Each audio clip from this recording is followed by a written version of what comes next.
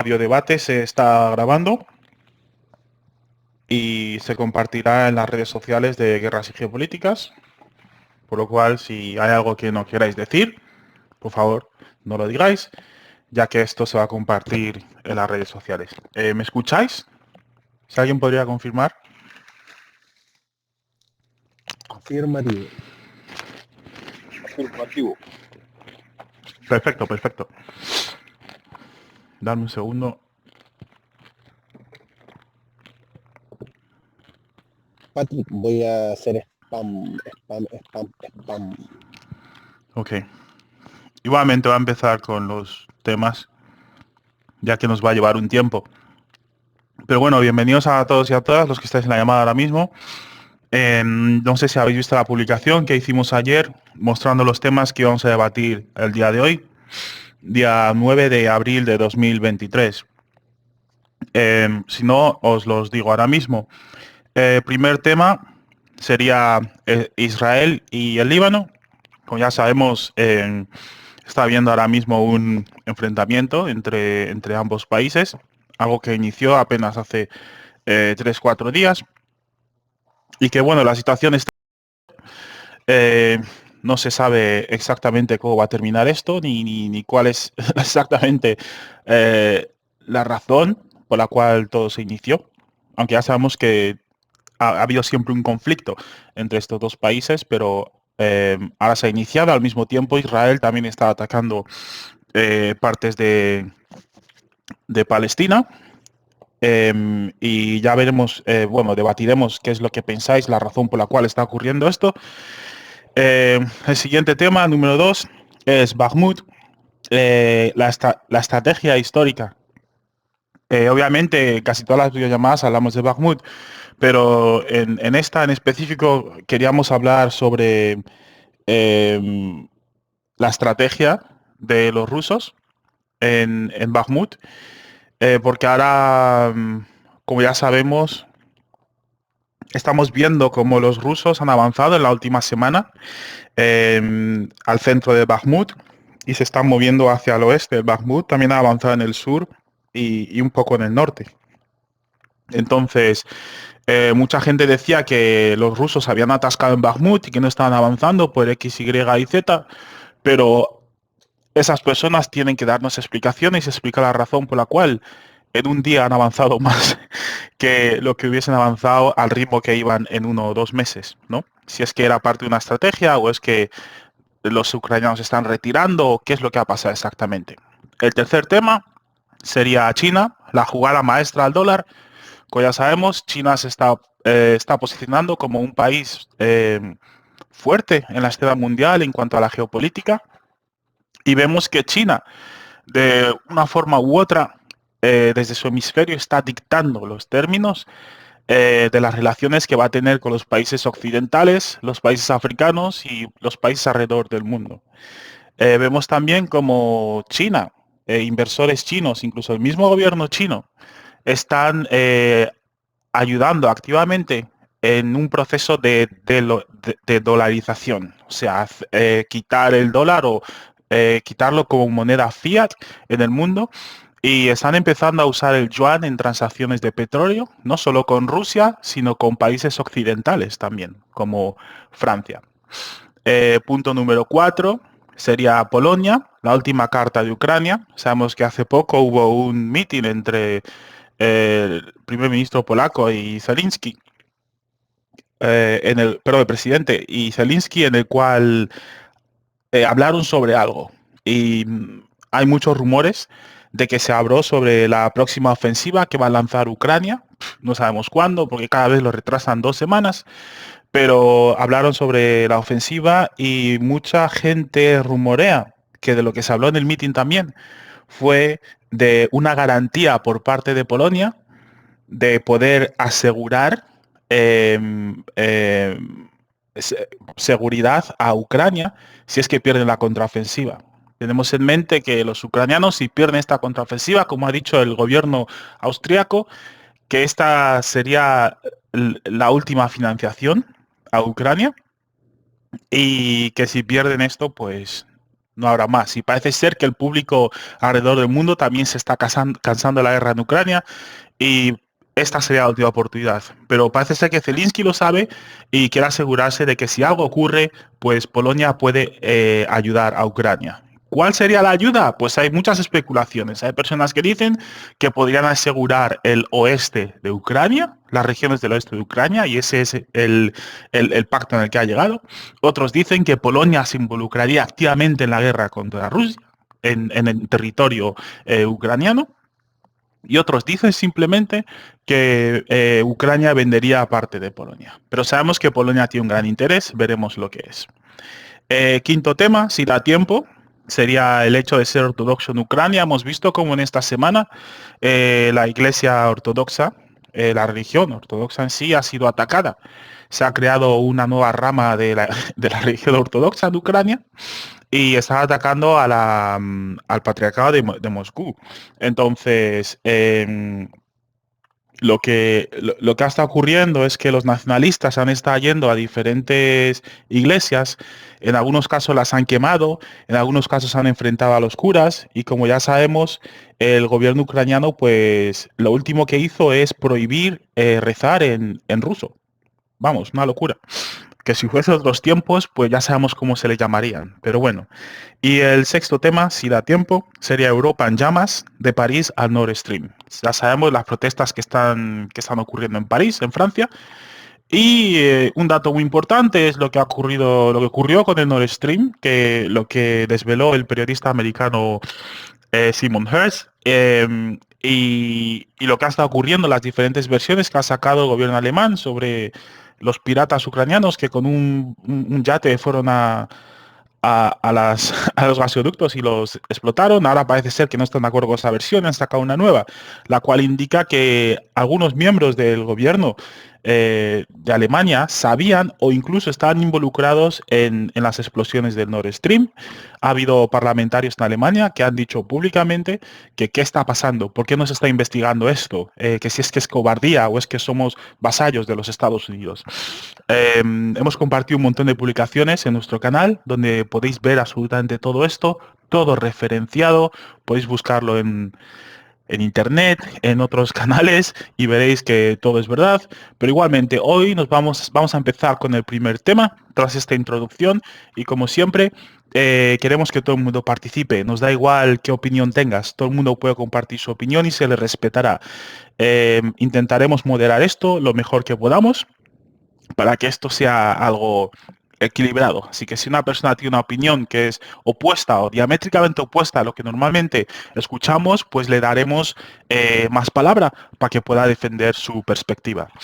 Bueno, empezamos con el primer tema, que es sobre... Bueno, perdón, tengo un icebreaker, hoy un tema icebreaker, que los que no sepan inglés es como para romper un poco la monotonía, y es sobre el, eh, el juicio de Donald Trump, ¿ok? Y la retención de Donald Trump en cargos de, no sé si era que dio dinero a una actriz porno o algo así. Y, bueno, los típicos cargos que sacan siempre contra periodistas o políticos cuando quieren culparles de algo y meterles en la cárcel, siempre es violación, abuso a la mujer, ¿no? Entonces, como ya sabemos, se manifestó un montón de gente delante del Trump Tower y Trump fue arrestado sin esposas y aún así salió, no le metieron en la cárcel prácticamente porque no tenían nada.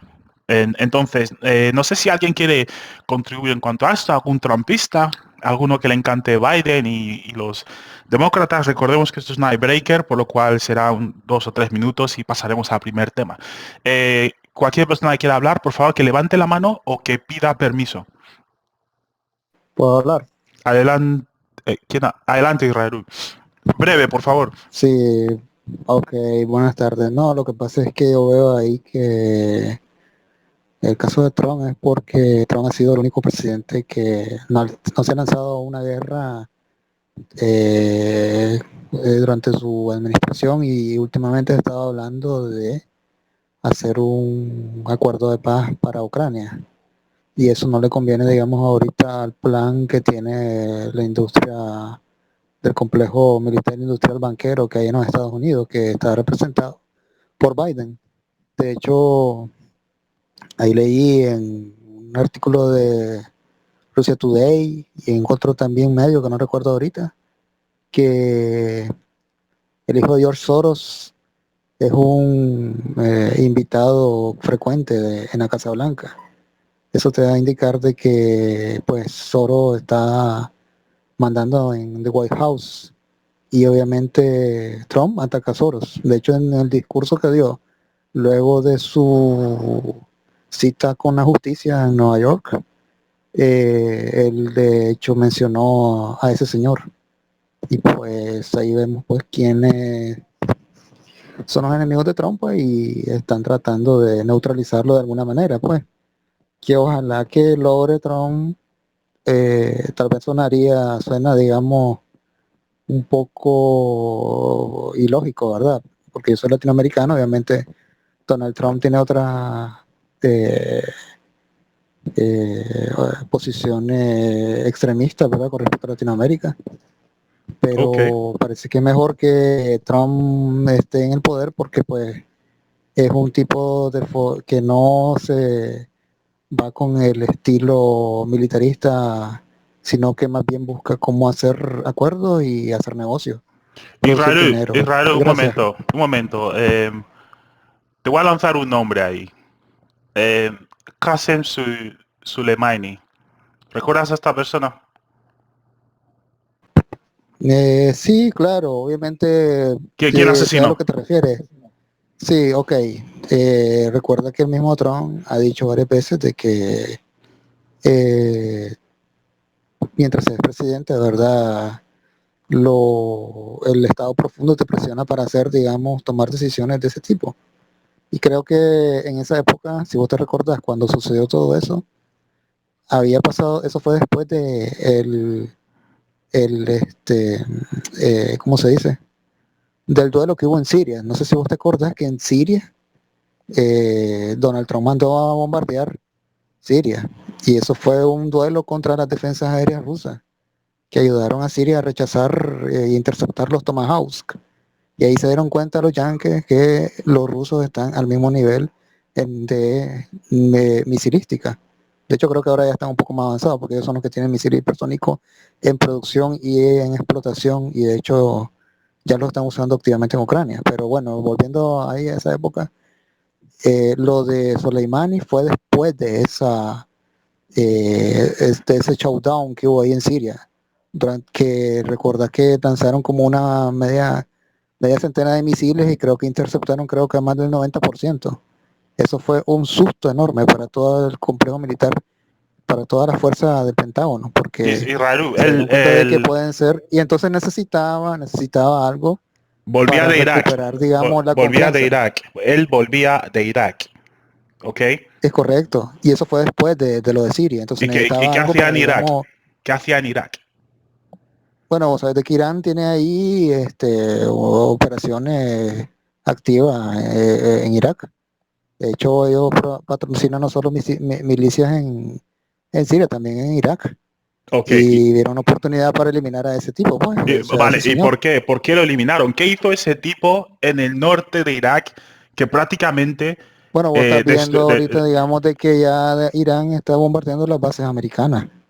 no, pero Eso creo que qué hizo esta persona específicamente en el norte de Irak? Irán está, digamos, patrocinando ese tipo de milicias que tienen capacidades avanzadas ahora. No, De hecho, perdona, creo que estaban te voy a tratando de decir, evitar, Israel, te lo voy a estaban decir, tratando de evitar eso. te lo voy a decir. Adelante. Lo que hizo esta persona en el norte de Irak fue destruir a ISIS. Les destruyó. Bajo el gobierno de Donald Trump, esta persona destruyó prácticamente a ISIS en el norte de Irak. Y no solo eso, sino que esta persona estaba en Irak, estaba llegando a un acuerdo con Irak, ¿ok? Que ambos son gobiernos shia, para seguir adelante con la destrucción de ISIS y posiblemente sacar a Estados Unidos al 100% de ese país y del norte de Siria también. Entonces, Entonces, con mucha más razón, Trump fue forzado a autorizar ese bombardeo. ok, dices que fue forzado, pero Trump era hardcore en contra de Irán hardcore en contra de su programa nuclear. O sea, Hardcore Trump no porque quería nada con Irán. acuérdate que Trump tiene a un yerno que es judío y obviamente hay una gran influencia. No solamente es su yerno, ahí hay un nivel de Hay muchos judíos en Irán, Israel. profundidad, Hay muchos judíos en Irán. no, correcto, correcto, pero vos sabés que el Estado de Israel, el Estado sionista, obviamente el yerno es parte del sionismo Ah, ok, entonces y hay un nivel seamos hay un específicos. nivel hay un nivel de entendimiento y de negocio enorme ahí con Trump. Por eso él es pro-israelita 100%. ¿Y la guerra de Y Yemen, obviamente qué? sí, pues. ¿Cómo lo explicas? Siendo un presidente que no crea guerras como Joe Biden, ¿qué es la guerra de Yemen? ¿Qué era eso exactamente? No, pero la guerra de Yemen es solamente o sea, la guerra de Yemen es una operación saudita que tratan de apoderarse de los recursos de Yemen.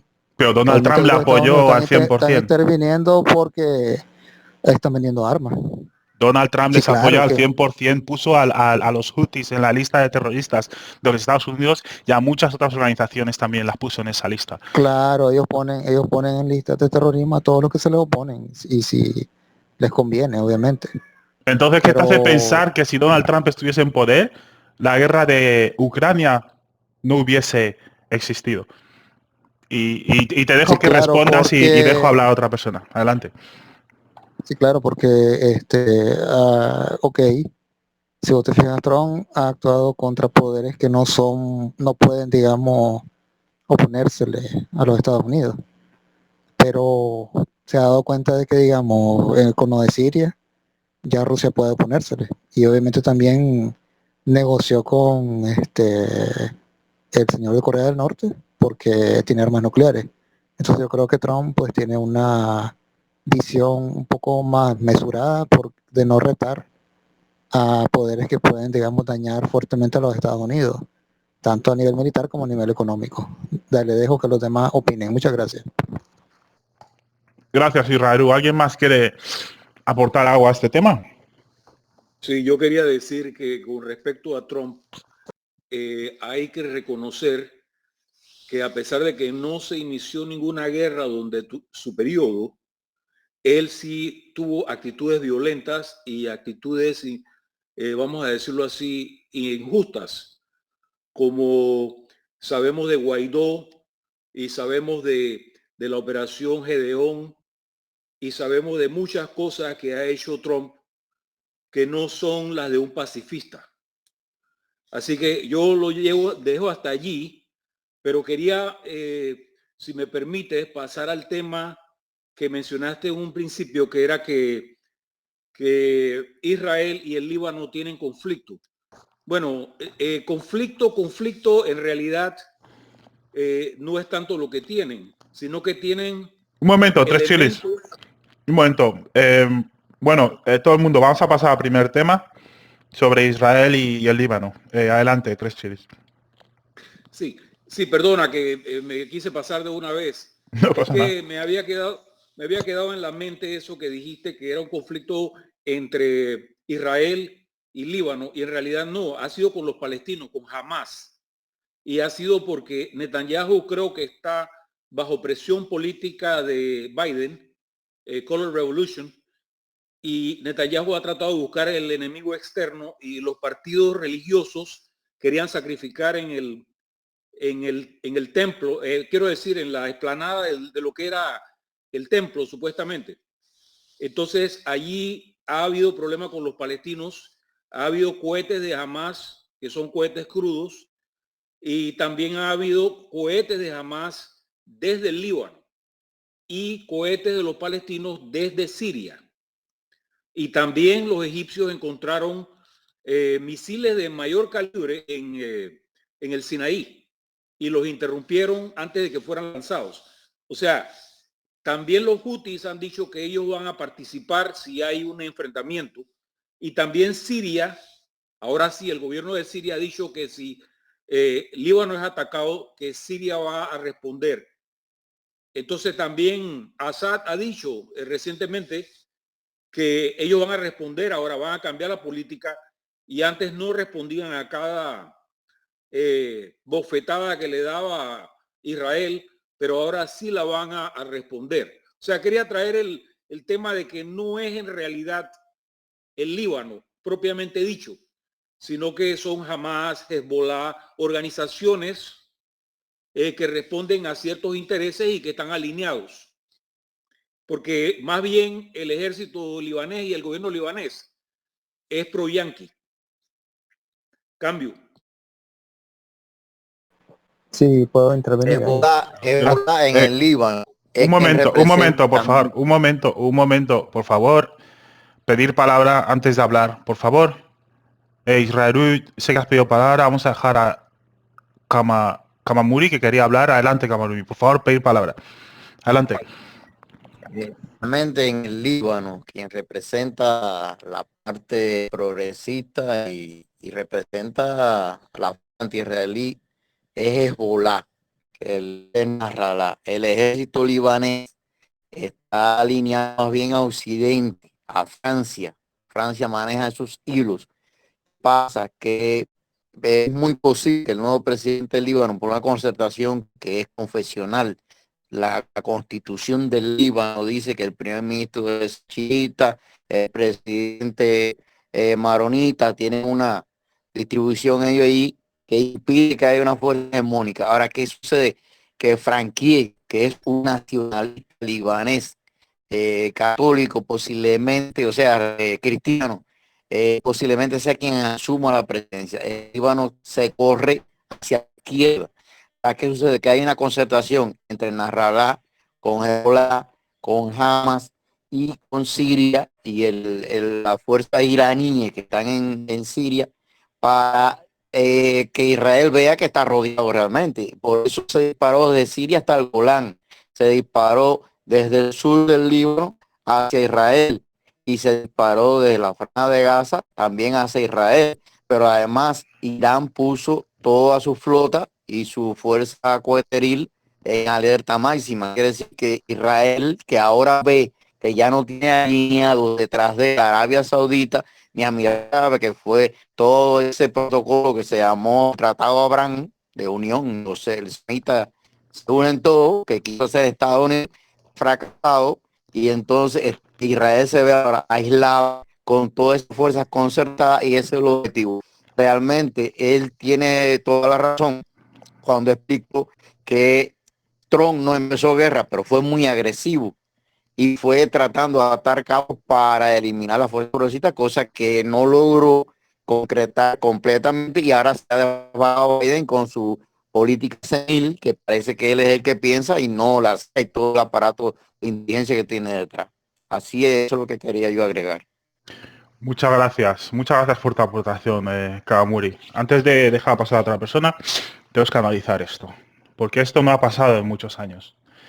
Hemos visto que China ha intervenido en las relaciones entre Irán y Arabia Saudita y vemos que han firmado, bueno, que se han aliado de nuevo, están dispuestos a escucharse, a colaborar de alguna forma.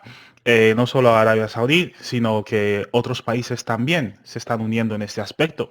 Y vemos que los ataques, bueno, no necesariamente Israel, sino Israel atacando a estos países, no sé si es para alertarles o decirles que si hacéis algo esto es lo que va a ocurrir, o se está adelantando a ciertos hechos. Pero vemos que los países árabes, una vez más, se están aliando y al menos verbalmente están diciendo que están en contra del abuso de Israel hacia los palestinos. Vemos el gobierno de los Emiratos Árabes que dijo exactamente lo mismo, que cortaría los lazos con Israel si siguen abusando los derechos de los palestinos. Y vemos que Siria está dispuesta a atacar de nuevo, como bien ha dicho Kamamuri. Vemos que Israel se ve rodeada, pero ¿qué ha ocurrido? ¿Culpamos a China por esto? ¿Por iniciar esto? ¿O esto es algo que era inevitable? ¿Alguien quiere contribuir a esto, por favor? Sí, no, yo veo que todo esto es causado por la crisis política que tiene Netanyahu dentro de su país. Acuérdate que los que atacaron primero han sido los israelitas, siempre han sido los que han iniciado los conflictos. De hecho, ellos tienen una campaña perenne de bombardeo en Siria, y donde a ellos se les ocurre que hay un peligro, ahí van los cohetes de ellos. Entonces, obviamente Netanyahu está buscando que la crisis política que tiene internamente se disuelva, haciendo, digamos, ese tipo de acciones militares. Y sí es cierto de que los árabes están, digamos, llegando a acuerdos entre ellos, pero a nivel económico. Ellos creo que los árabes ya son pragmáticos y siempre lo han sido. Bueno, a partir de después de los 90 han sido más pragmáticos con respecto a Palestina. Cuando me digo pragmático es que han abandonado el apoyo activo a Palestina o el apoyo más visible a Palestina porque se habían alineado con los intereses de Estados Unidos, pues, o sea, el petrodólar.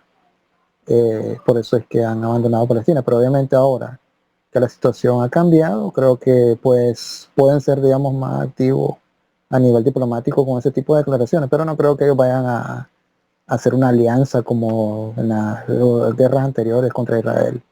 Israel recuerda que tiene armas nucleares y eso es una, digamos, un safe way de ellos.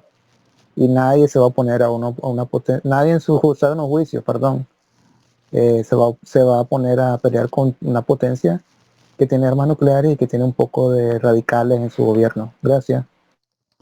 Bueno, una potencia con armas nucleares, yo creo que tampoco se atrevería a usarlas, porque podría ser su fin también. Y No le sé de sabemos que hay no sé de países, Israel. hay, No pongo nada respecto a Israel de bueno, esa gente es loca. no las han usado de momento, solo Estados Unidos ha usado ese tipo de armas. Y mismo Rusia, es difícil que las usen, es que sería el final del mundo.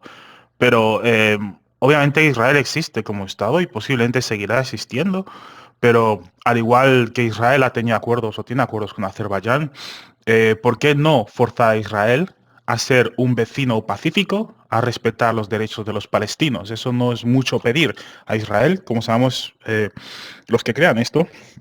Es un país que desestabiliza el Medio Oriente, ese es su objetivo y lo que ha estado haciendo desde el momento de su creación, ¿no? Entonces, se ha dicho que los árabes no están tan unidos, has dicho que no son más pragmáticos, no están tan unidos en cuanto a la causa de Palestina, pero vimos como los árabes estaban completamente divididos cuando surgió el Estado Islámico. Vemos a los Emiratos Árabes, a Arabia Saudí, prácticamente financiando directamente a los terroristas en Siria y en Irak. Y no solo eso, sino que están apoyando a los israelíes que en el Golan Heights ayudaban a los terroristas que cruzaban la frontera para obtener servicios médicos. Entonces, ahí vimos como Israel, Arabia Saudí, incluso Jordan y otros países se aliaron para destruir a Siria y poder transportar gas desde los Emiratos Árabes hasta Europa, pasando por Turquía, que Turquía también fue parte de ese plan, ¿no? Pero vemos ahora que todo esto se ha disuelto. Incluso Turquía ahora mismo está firmando pactos económicos con Rusia. Turquía ahora mismo se está enfrentando a los Estados Unidos porque obviamente un representante de los Estados Unidos ha ido a hablar con el miembro de la oposición prácticamente y posiblemente el futuro presidente del país, basándonos en los votos que ha obtenido a día de hoy. Pero yo personalmente veo que obviamente la guerra de Ucrania es lo que ha provocado esto. Estamos en un mundo unipolar donde Estados Unidos podía apoyar 100% a Israel y controlar lo que ocurría ahí. Pero como bien has dicho al principio, Israel, hemos visto que los Estados Unidos están demostrando ser un tigre de papel. Irán les está... bueno, no Irán directamente, pero estas milicias pro-iraníes están atacando a los Estados Unidos en el norte de Siria.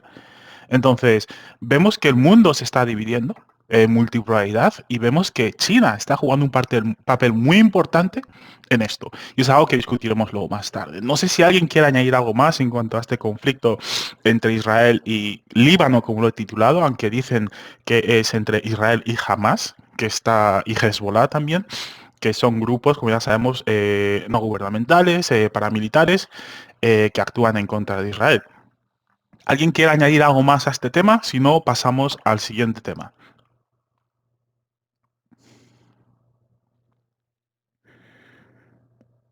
Ok, siguiente tema.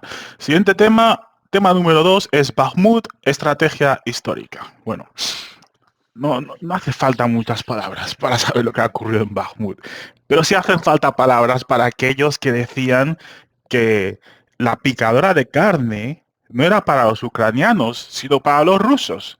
Y durante meses y meses y meses han estado diciendo que los rusos están teniendo hasta 60.000 bajas en Bakhmut. Pero como son de la Wagner, pues no les están contando, ¿no? Cosa que no es cierto. La Wagner cuenta a cada uno de sus soldados perdidos.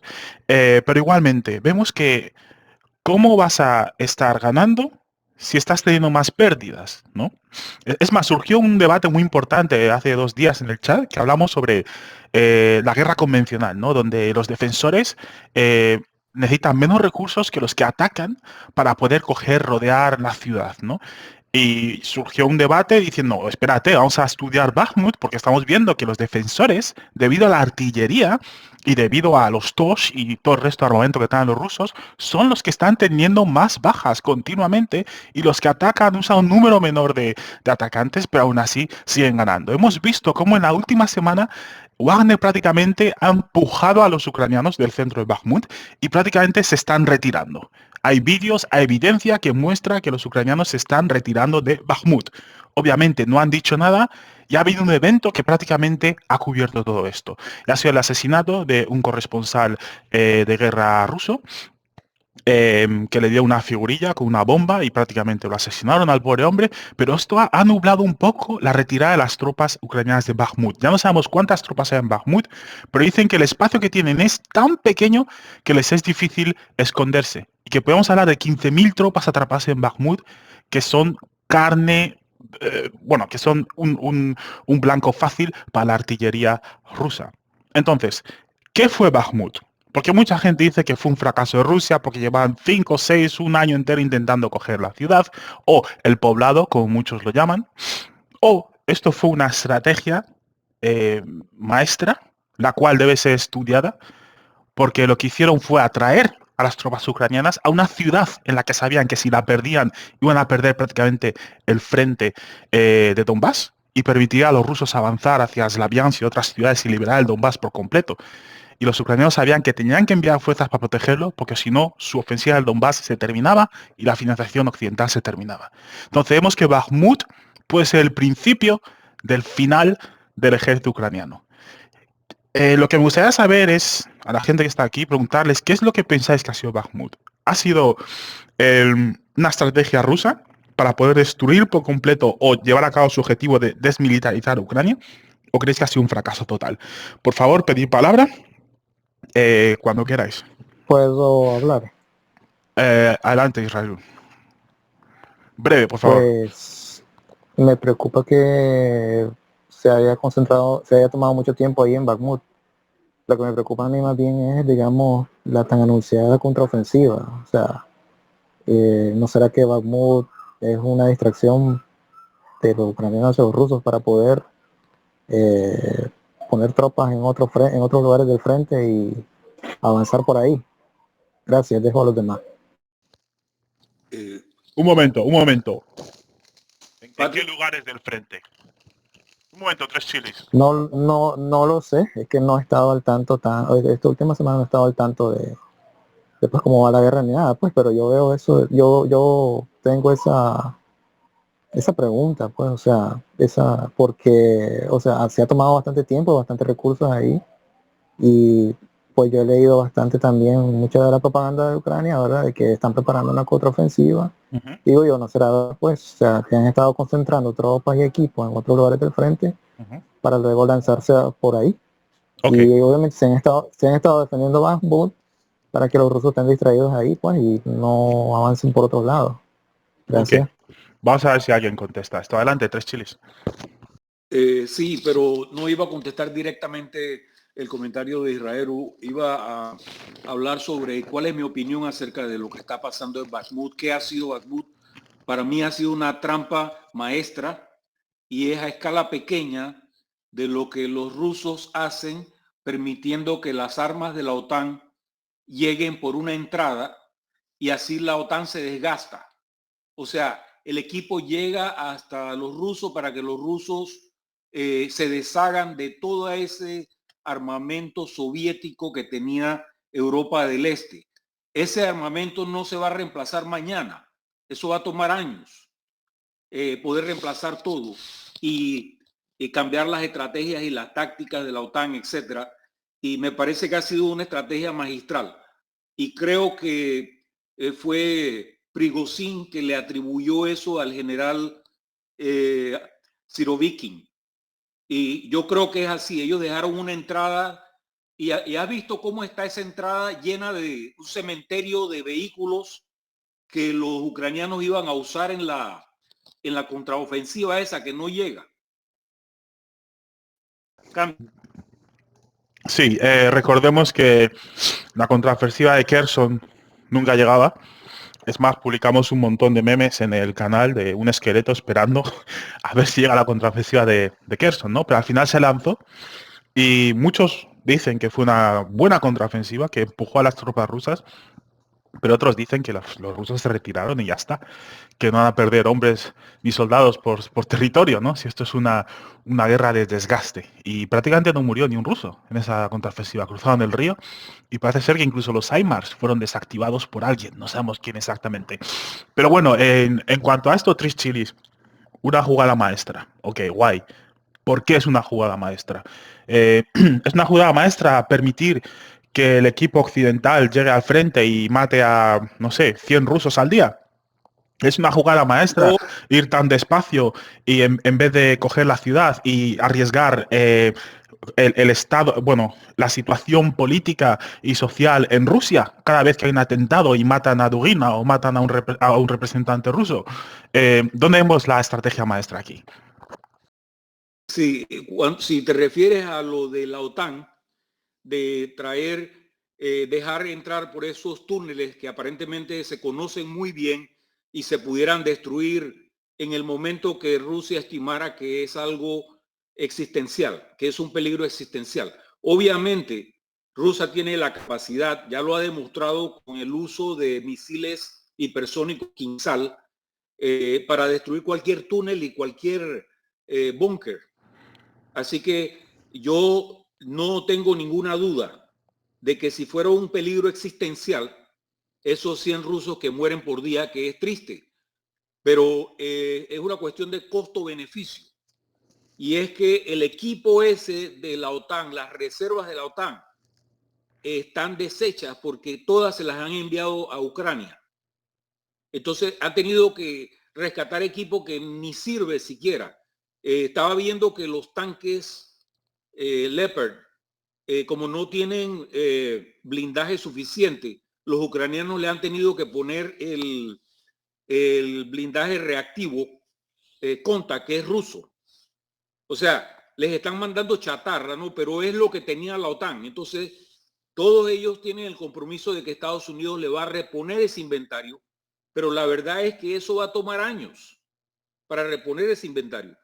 Aparte de eso, yo te quiero decir que ahora Rusia está más assertive, o sea, más confiada, y Lavrov está usando palabras tales como: cuando quieran venir a negociar la paz de Ucrania, solo será posible en el marco de un nuevo orden mundial. O sea, Rusia sabe lo que está haciendo y Rusia sabe que está debilitando la OTAN. Si alguien me dice, bueno, pero Finlandia aumentó las fronteras con la OTAN. Sí, pero entonces Rusia dijo que voy a llenar el Ártico con armas nucleares. Entonces ellos han quintuplicado las fronteras con la OTAN y se han acercado más todavía a Estados Unidos a través del Ártico. Eso es todo. Sí, no solo eso. Vamos a ver cuál es la posición de Hungría. Y declaraciones muy fuertes, inesperadas hoy de Manuel Macron. Tras su viaje a China, que parece que le han dado una droga y se ha dado la vuelta, se ha dado la voltereta y ha decidido decir que los europeos tienen que buscar su propia estrategia de seguridad en Europa y que no deben intervenir en ciertas guerras de los Estados Unidos como la de Taiwán. Y no quiso añadir Ucrania, ¿no? Pero parece ser que la visita de Macron a China prácticamente le dejaron en ridículo y la han puesto en su posición, tanto a él como a von der Leyen, que volvió prácticamente usando un aeropuerto normal y pasando por seguridad como pasaríamos tú y yo. O sea, la ridiculizaron en China prácticamente, ¿no? Incluso la mesa en la que se sentaron les pusieron bien lejos del presidente chino para que entendiesen cuál es la posición de Europa en ese hemisferio, ¿no? Pero sí, vemos que Bakhmut tiene peso político, peso social, todo tipo de peso, ¿ok? Y como he dicho antes, yo creo personalmente que es el núcleo que va a desatar prácticamente todo lo que va a venir después de la pérdida de esta ciudad. Hay personas que han intervenido y que han dicho que, bueno, que quizá lo que están haciendo los ucranianos es una distracción, ¿no? Están enviando a gente a Bakhmut, bueno, que mueran 2000 al día, ¿vale? Que hay días que ha llegado a esa cifra en diferentes frentes, pero vamos, que mueran 1000, 2000 al día en Bakhmut y les distraemos. Yo no sé si es una distracción o es una picadora de carne. Y como he dicho, Zelensky no quería dejar Bakhmut, por mucho que los americanos hablen por los dos lados de su boca. Por un lado digan, deja Bakhmut, y por otro lado digan, sigue en Bakhmut, gana, si no, no te damos ni un duro. ¿Ok? Pero aún así, voy a entrar en lo que ha dicho Israel, y es el movimiento de tropas en el frente, que alguien me corrija si está más actualizado en cuanto a esto, pero sí he visto que los ucranianos han movido tropas al sur, a Zaporozhia específicamente. Hace un día salió Kadyrov diciendo que la ofensiva en Zaporozhia fue destruida prácticamente, o sea que no pudieron avanzar. No sé si esto es cierto o no. Salió en un Telegram y creo que él oficialmente salió diciéndolo también.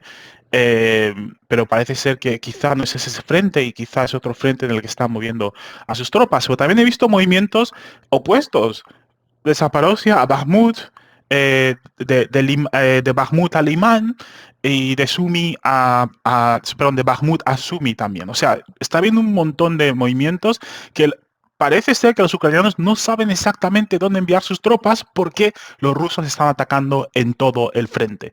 Van despacio, pero les van desgastando. La mayor acumulación de tropas parece ser que está en Zaporozhia.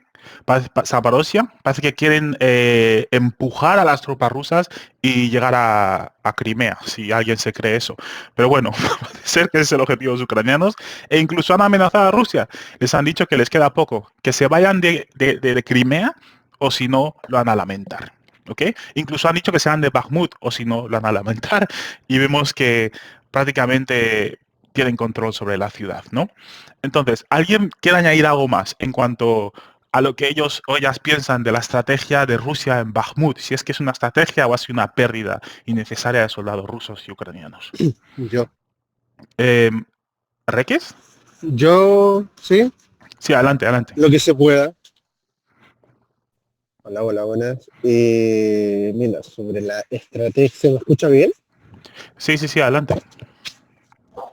Ya, mira, sobre la estrategia de Bakhmut, para mí es la adecuada y está bien lo que está haciendo Rusia, porque no, si Rusia hubiese querido hubiese cerrado todas las carreteras, pero no lo ha hecho. Solo ha hecho cercos tácticos, atrayendo al ratón al queso. Eso es lo que ha pasado. Y Ucrania, para no perder Bakhmut, porque de cara a sus patrocinadores, lo que es la OTAN y Occidente, se vería una derrota bastante importante, ya que todo lo que se invirtió en Bakhmut por parte de Ucrania es inmenso. Es muy, muy grande lo que se invirtió allá. ¿Y qué pasa Rusia? Al dejar una carretera abierta que entran, es más fácil cortarle los suministros y cortar las supuestas contraofensivas de que lo han intentado, pero cuando lo han intentado, los rusos rápidamente han repelido esa ofensiva. ¿Ya? En este caso, ¿por qué conviene? Porque estamos hablando de una guerra de desgaste. La OTAN no va a desgastar a Rusia. Imposible, no lo van a hacer. En cambio, ¿qué está haciendo Ucrania? Está quemando tropas en Bakhmut, está quemando logística, está quemando municiones, artillería, que eso es mucho dinero para Occidente. Y claro, para ellos es fácil quemarla, pero los que tienen que reponer todo eso es la OTAN, y eso estamos hablando de mucho dinero. ¿Y qué pasa? Eso va en paralelo con el descontento de la gente de Estados Unidos y de Europa, de que como ven que sus países siguen enviando millones y millones de euros y dólares en armamento, a Ucrania y este es desperdiciado porque no han logrado echar a Rusia de Bakhmut, que eso era el objetivo principal.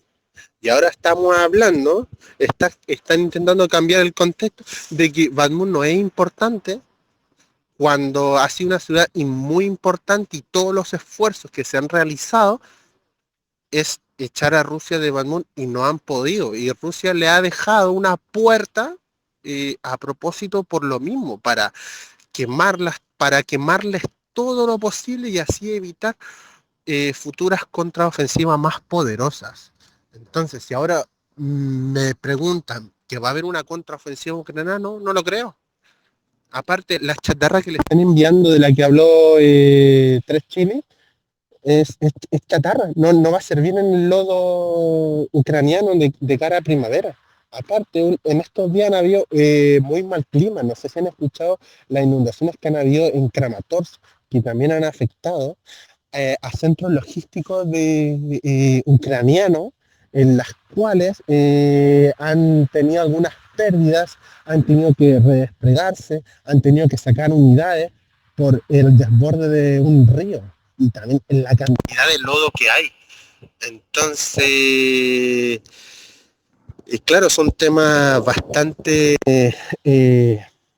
desfavorables que tiene Ucrania y favorables que tiene Rusia, porque como le digo, usted cuánto más creen de que Europa, Estados Unidos van a seguir persiguiendo la guerra de Ucrania no para que venzan a Rusia, simplemente para que aguanten. ¿Cuánto? Aparte de ello, hay presión social. La presión social cada día va creciendo más y la gente ya no le agrada ya el tema de paz para Ucrania, porque eso es una mentira de un porte de un buque.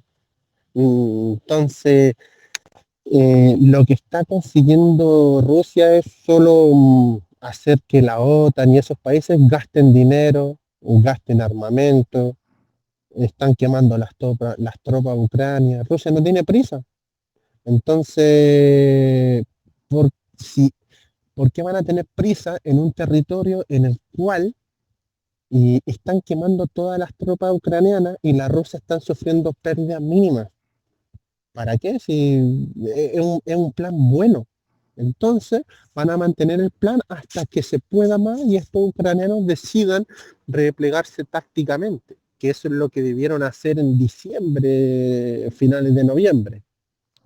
Ya, pero estamos hablando de 40.000 tropas ucranianas preparadas para atacar en un frente. 40.000 tropas, eso no se mata con un tos. Y estos son informes rusos, ¿eh? Sí, pero ya, ¿y por qué carretera tienen que entrar? ¿Por una? No en Bakhmut, en diferentes frentes, estoy diciendo. Que como sí, ha dicho Israel antes, que quizá les han hecho perder tiempo a rusos en un frente para despistarles y preparar una contraofensiva en otro frente. No, es una propaganda ucraniana. No, el tema no va por ahí, porque que Ucrania haya usado esa táctica tiene que haber tenido pocas pérdidas, y estamos hablando de pérdidas grandísimas. O sea, eso no es un arte para despistar, ni mucho menos. Están quemando muchas tropas. Ok, un momento, Reques, un momento. Israel, ¿qué piensas en cuanto a esto? ¿Qué está diciendo Reques? No sé si nos escuchas, Israel. Si no... Si no puede, quería yo decir algo. Sí, perdón, lo que pasa es que estaba en mute. No, lo que pasa es que pues últimamente ha habido, digamos, informes de que pues ya ciertos tropas han terminado su entrenamiento en el uso de los equipos de las armas que la OTAN les ha proporcionado a Ucrania, ¿verdad? Y aparentemente ellos están haciendo esas declaraciones, pues, digamos, te diría declaraciones, no sé si valientes o exageradas, ¿verdad? Y pues en esta guerra yo he visto de que no es o sea, no tenés que descartar, ¿verdad? Todo lo que se dice de uno y de otro bando, ¿verdad? Ujú. Creo yo de que aún está irresoluta, ¿verdad? Y que todavía Ucrania tiene, acuérdate que han hecho, yo creo que ya 10 o 11 campañas de reclutamiento en Ucrania, o sea, que soldados hay todavía y equipo hay porque pues se los están financiando y se los están proporcionando. Ok. Creo yo que hay que ver cómo, o sea, si Rusia, digamos, es capaz de detectar todas esas concentraciones de tropas y buscar cómo bombardear a profundidad, porque creo que los ucranianos están eh, en estrategias de inundación, o sea, mandar miles de tropas al frente en asaltos locos, les podría decir, pero al final son gente que van avanzando, ¿verdad? Y eso es una presión que vos ejerces en todo en el frente de batalla. Si Ujú. ves Ah, que y- 2.000, 3.000 personas en equipo, con tanques, con transporte de personal van avanzando, tirando fuego, obviamente, y vos tenés obviamente tu posición de resistencia con tu artillería, pero esa gente va a avanzar. Y si tienen suficientes tropas, pueden, digamos, avanzar y va a tener que retirarte. Y Aló. eso obviamente a nivel de táctico y a nivel de propaganda, eso influye, ¿verdad? bueno, Creo yo de que hay que, ya veremos eso, porque internamente el ejército ucraniano están pasando cosas también. bueno, está pasando, Aló. ok, vos hablabas de que hay Un momento, movimientos, pero Israel. bueno, creo que todo Un eso momento, Israel. Israel, un adelante. momento. Roncola, Aló. te tengo en la lista. Tiene que intervenir tres chiles primero. Ah, eh, bueno, perfecto. y luego te dejo intervenir y luego Reques contesta. Bueno, perfecto. ¿Ok? Israel, ¿puedes finalizar brevemente, por favor? No, ok, escuché que estaban hablando de que hay movimientos por todos lados. Creo que todo se puede deber a que hay una pequeña desorganización ahorita porque supuestamente pues Rusia logró destruir un búnker donde había un centro de coordinación de los esfuerzos militares, ¿verdad? Que hasta dicen que el personal de la OTAN murió ahí.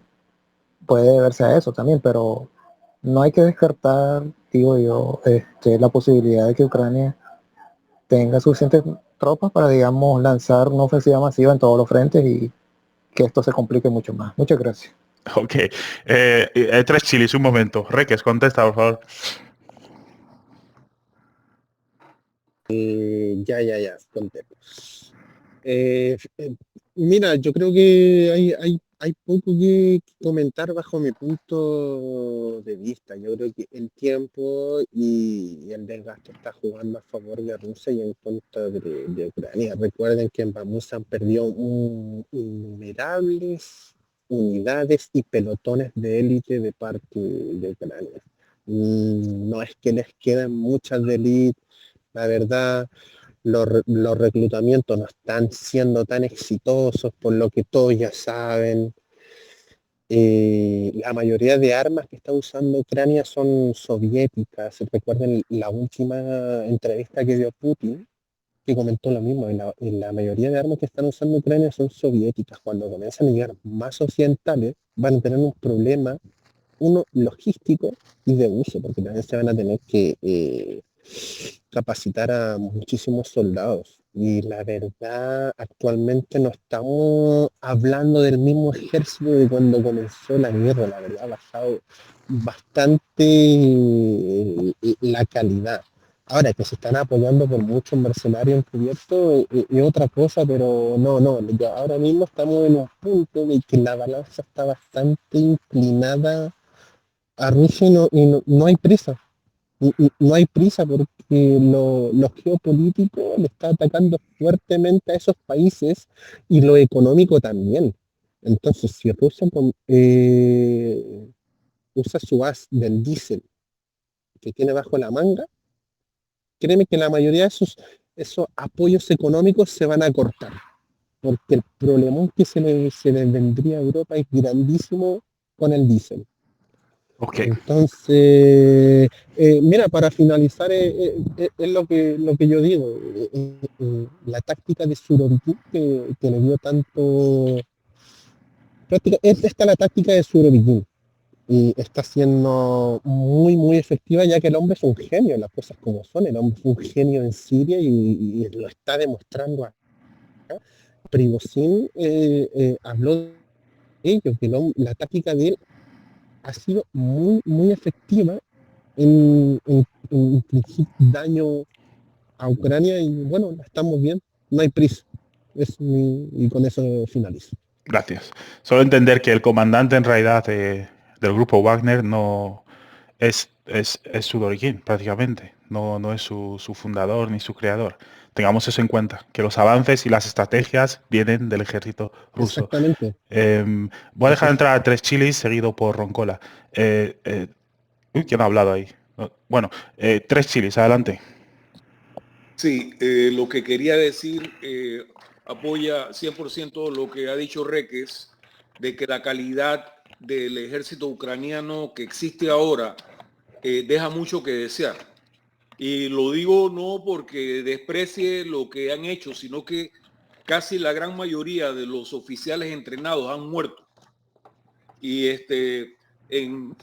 han muerto durante el año pasado hasta ahora, a pesar de que ahora ellos dejan carne de cañón que no tienen mucho entrenamiento y retiran a sus tropas y a sus oficiales lejos del frente.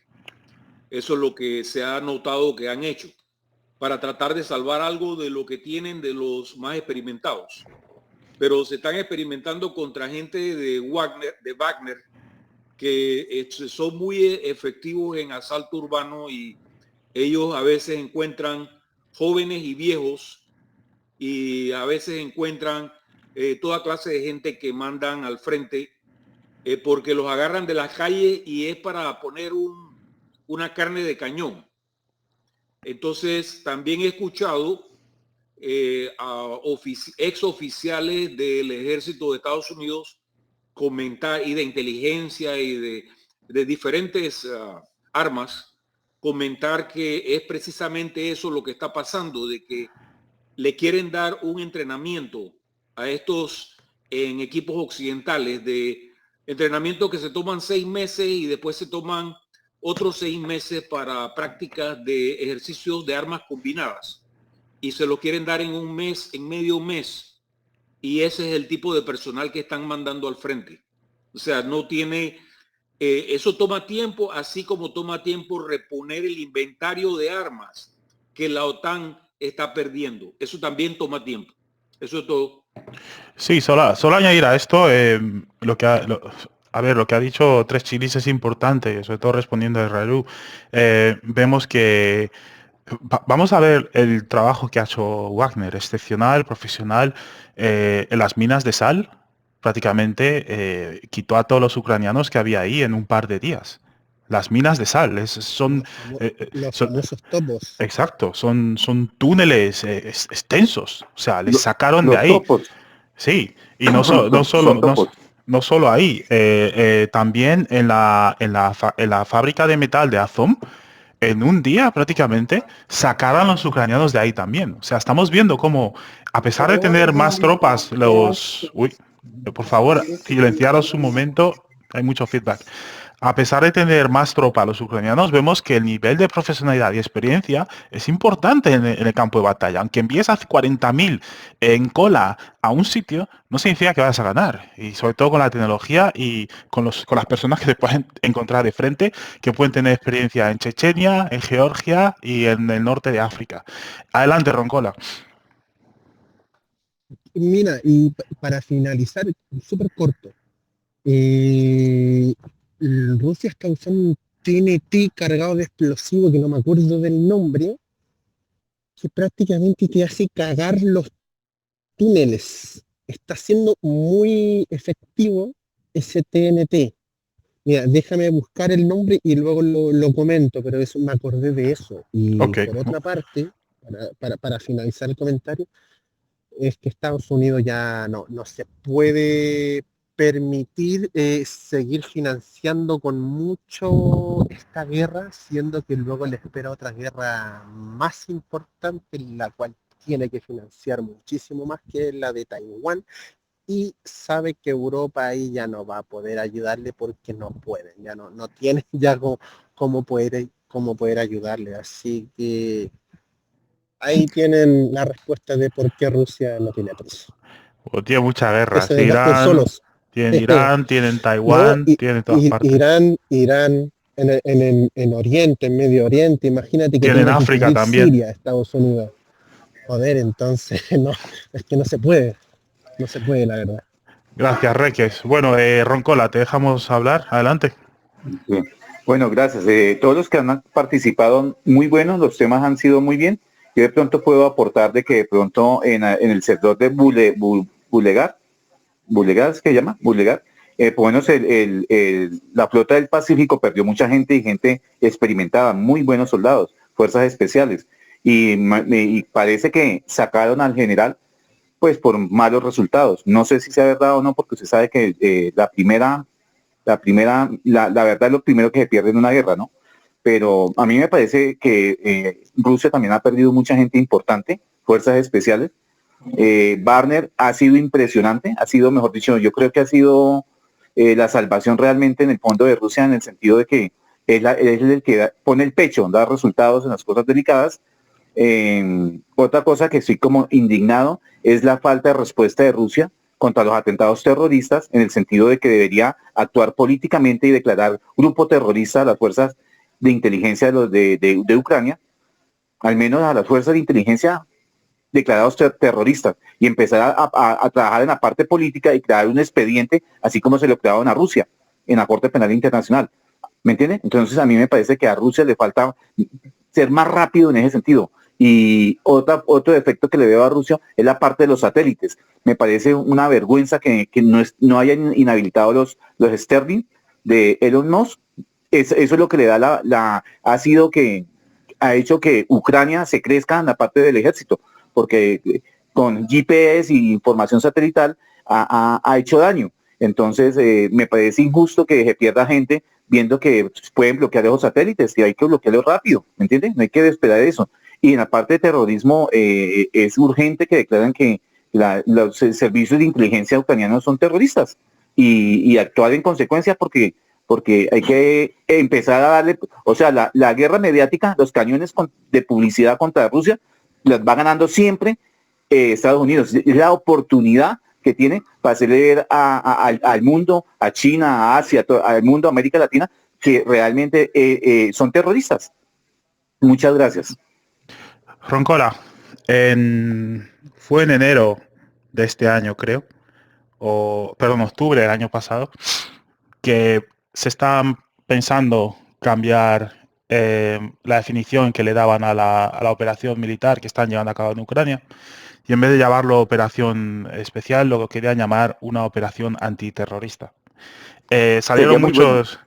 Bueno, aquí te traigo lo que ocurrió. Salieron muchos jueces rusos explicando exactamente qué es lo que ocurriría si lo definían como tal. Y lo principal y más negativo era el hecho de que si lo declaraban una operación antiterrorista, tendrían que asesinar a Zelensky al día siguiente. Y parece ser que eso políticamente, o sea, en el campo político, no ayudaría a Rusia prácticamente. Y por esa misma razón es por la cual no han decidido prácticamente definir a los servicios de inteligencia ucranianos como una organización terrorista, o incluso al mismo país, al mismo gobierno ucraniano, como un gobierno terrorista, ¿no? Pero, Roncola, los rusos son expertos en esto. Y vemos que quizá pierden tropas en el frente, pero están avanzando en otros frentes, en la unión con China, en la colaboración con Bielorrusia, en desgastar a la OTAN, que hemos visto que es un tigre de papel prácticamente. Habla mucho, pero solo atacan a países tercermundistas. En cuanto se enfrenta a un país que tiene tecnología igual o superior a la suya, son incapaces de destruir a un país en un año. Y esto es una vergüenza. Entonces, es una guerra y entendemos que ambos lados van a sufrir, va a haber errores y problemas en ambos lados, pero yo personalmente veo que la mayoría de los errores se están tomando por la parte ucraniana. Y entiendo tu frustración en cuanto a las tropas rusas, y muchos lo hemos tenido. Por ejemplo, cuando se retiraron de Kherson, mucha gente, vamos, se enfadó que no veas. Cuando atacaron Liman y les forzaron a retirarse, exactamente lo mismo. Cuando llegaron a la periferia de Kiev y luego se retiraron De Kiev, prácticamente. terror. Exacto, pasó exactamente lo mismo, sobre todo con un convoy que supuestamente llevaba 40.000 soldados, ¿no? Que al parecer estaba vacío. Entonces, cada vez que el público se ha enfadado tras una decisión de Rusia, hemos visto que Rusia se ha fortalecido en otros sitios. Y como bien han dicho antes, esto es una guerra de desgaste, o sea, esto es una guerra de estrategia. Por lo cual, a veces es necesario sacrificar ciertas cosas para poder ganar otras. Porque si actúas como muchos parlamentarios rusos quieren actuar, que es lanzar una bomba nuclear en Kiev, matar a Zelensky y a todos sus políticos, eso podría generar una, una acción o una reacción del mundo mucho peor a la que se espera a Rusia. Entonces yo creo que calcula muy bien esto y que son muy buenos jugando con la diplomacia y al mismo tiempo actuando en la guerra y son capaces de aumentar la intensificación en la guerra, como hemos visto después de la movilización, y ir distribuyendo los ataques en diferentes frentes para asegurarse de que desgastan a los ucranianos. Y lo más importante es que Ucrania en un futuro no vuelva a actuar de la misma forma que actúa ahora y que pueda ser usada como un país que ataca continuamente a Rusia. Los rusos empiezan algo y lo terminan. Vimos lo de Chechenia, hoy prácticamente Daguestán es parte de Rusia, están felices, quitando unas cuantas personas ahí que no lo están y siguen llevando a cabo ataques terroristas, pero ya no es una región entera en contra de Rusia, ¿no? Entonces, no sé si alguien quiere añadir algo en cuanto a esto, responder a Yo algo quiero que ha dicho responder. Roncola. Sí, adelante, Reques. Breve, por favor. Mira, bueno, Roncola ha comentado, sí, de que Rusia cometió algunos errores. Bueno, el ejército en una guerra no los va a cometer, aparte de los errores se aprende y Rusia ha aprendido mucho y ha actuado frente a ellos. No se ha quedado con la misma idea, como por ejemplo, le han recomendado generales de la OTAN, comandantes, el mismo Zelensky, retírate de Bakhmut, retírate, replega, estamos quemando tropas, estamos quemando logística. No lo han hecho.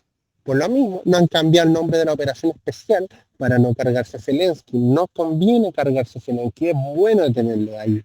Está siendo un arma que más que ayudar a Ucrania la está perjudicando. Si tuviéramos, por ejemplo, a Saludny comandando todo, sería muy diferente. ¿Ya? Por el tema de los Starlink de los satélites, recordar que gracias a los Starlink Rusia pudo rastrear creo que el búnker de la OTAN que destruyeron y otros centros de comando. Ya, porque recuerden que también el Starlink los rusos lo han utilizado para su favor. Comentaste algo de Kherson Patrick, que claro, yo al principio no estaba de acuerdo con la decisión de Surovikin, porque acuerdo que fue una decisión de él, de retirarse al otro lado del río. Y bueno, luego me di cuenta de que fue una decisión correcta. No se quemaron tropas, no se perdió nada. Y luego, en innumerables veces, los ucranianos de noche intentaron hacer incursiones en lanchas. Ninguna fue exitosa y murieron muchas unidades intentando cruzar el río, ya que los rusos tenían esa defensa natural.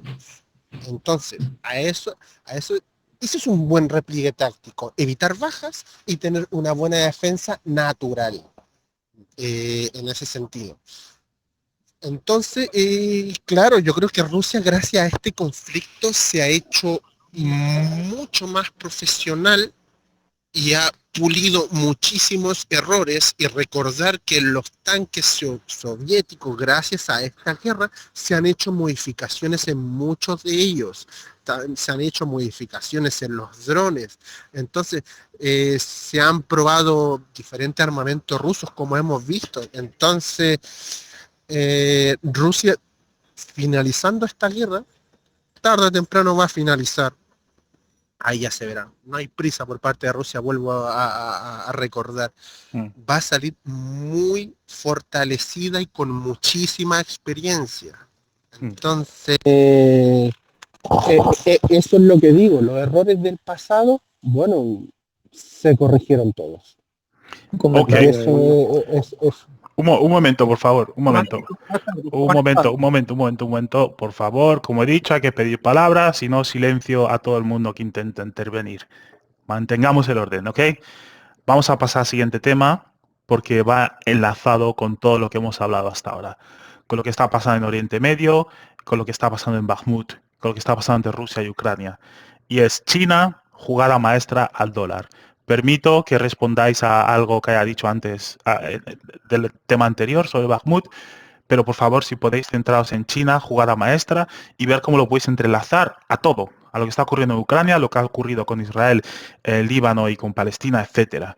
A ver, por favor, pedir palabra y mantenemos el orden. ¿Quién quiere contribuir? si me permiten la palabra.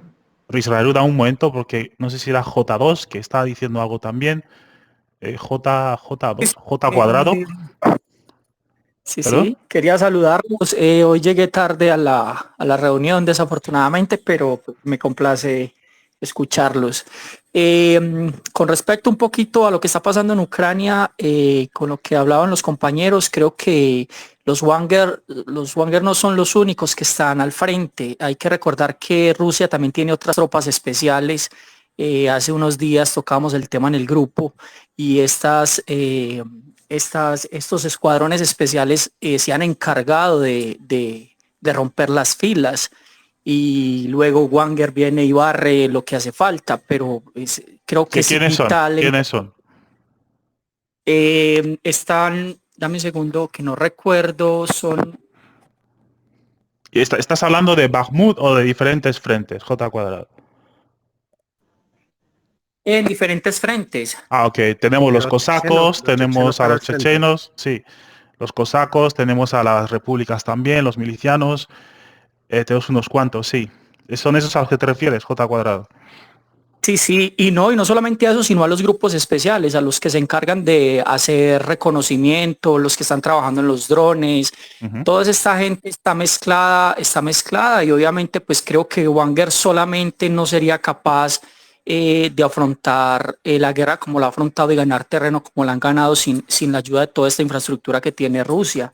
Creo que Rusia, de estos grupos sabemos pocos porque realmente digamos que actúan tras bambalinas, pero estos grupos están presentes, tienen que estar presentes, grupos de infiltración, grupos de sabotaje, grupos de total expertos en camuflaje y que son capaces de infiltrarse más allá de la línea de choque.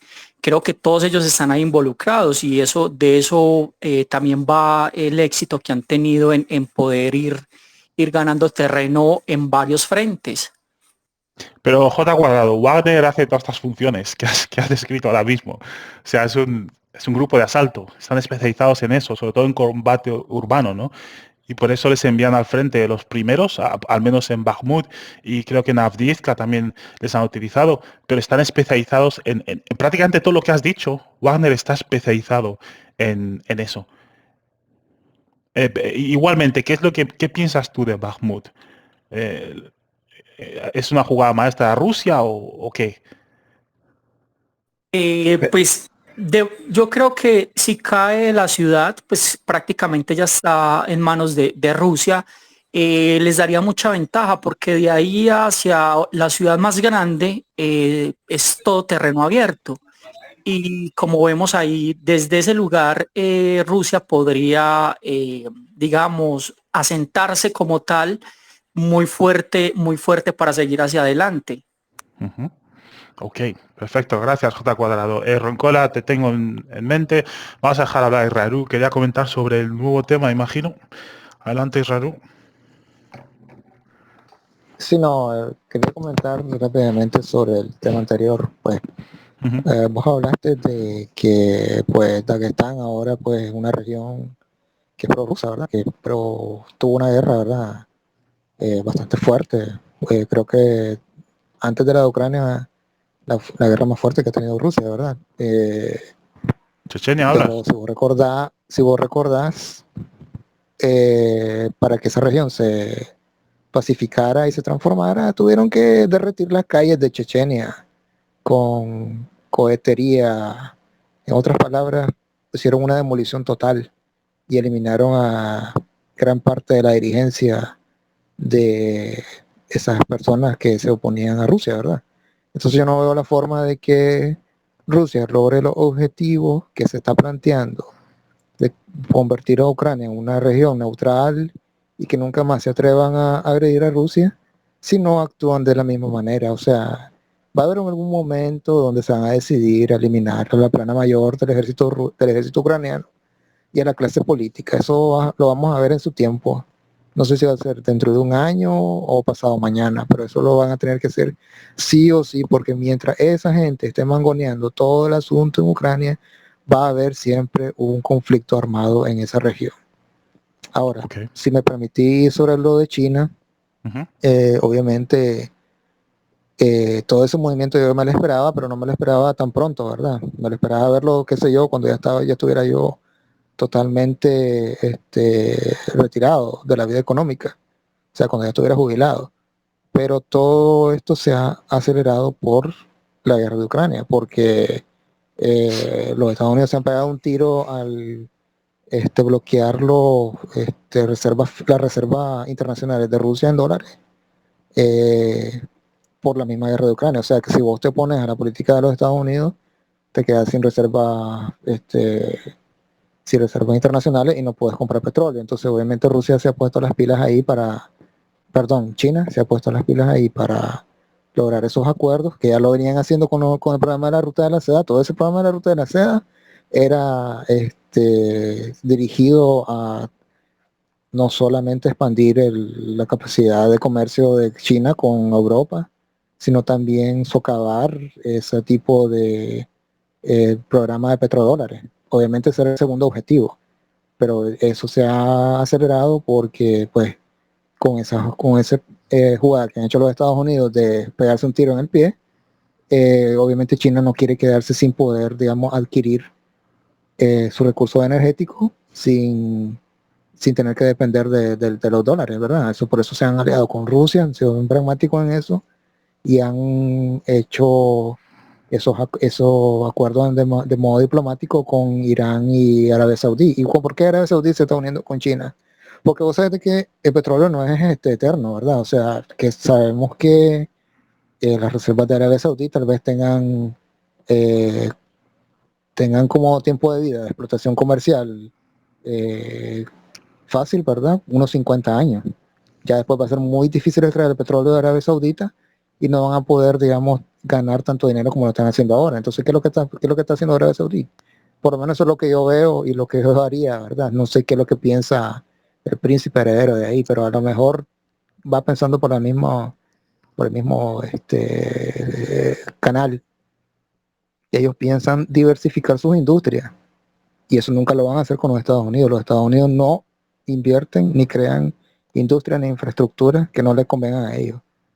China, en cambio, sí. Yo veo que China puede, digamos, transferir cierto tipo de tecnología a Saudi Arabia para que luego ellos expandan y puedan crear una base industrial dentro de Arabia Saudita.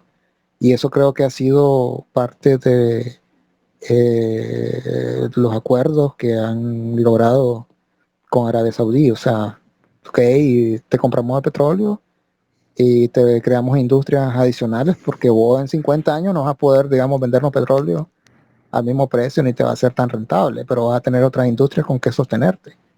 Y obviamente creo que Ujú. hacia eso están apuntando los árabes y por eso han hecho ese tipo de negociaciones con Irán y están por parar la guerra de Yemen porque se van a concentrar a lo que todas las naciones deberían de concentrarse, buscar cómo estudiar y producir para poder prosperar. Gracias. Ok, Aló. sabemos. Un momento, Roncola, te doy paso. Sabemos que MBS o MBS, Mohammed bin Salman Al Saud, no es su padre. Sabemos cómo actúa esta persona contra periodistas y contra ciertas personas que no le han gustado. Y sabemos que su visión es muy diferente a la que tenía el antiguo régimen saudí y es más visionario en ese aspecto. No quiere perder mucho tiempo. Si ve que las cosas están cambiando a nivel regional, que los Estados Unidos no tiene tanto poderío en Oriente Medio, pues simplemente va y firma pactos con aquellos con los que aseguran el futuro y la seguridad de Arabia Saudita, ¿no? Adelante, Roncola. Primero que todo lo felicito, lo que dijo el compañero muy bien, está más bien completo, o agrego que cosas buenas de la operación especial de Rusia. Primero que ¿Qué todo, compañero? la ¿Qué parte compañero? el que habló ahorita, Israel. Raru, ok. Sí, muy bien lo que dijo. Para completarme, yo pienso que uno de los puntos interesantes de esta operación especial es la exposición que hizo Rusia, cómo hizo quedar mal ante la comunidad internacional a los Estados Unidos. Cómo Alemania, Francia no cayeron en cuenta, ellos pensaban que no eran un país ocupado y los están tratando como un país ocupado como Japón. O sea, lo están tratando como si fueran súbditos. Tienen que hacer caso a lo que yo digo. O sea, Blinken es lo que diga Blinken y el abuelo.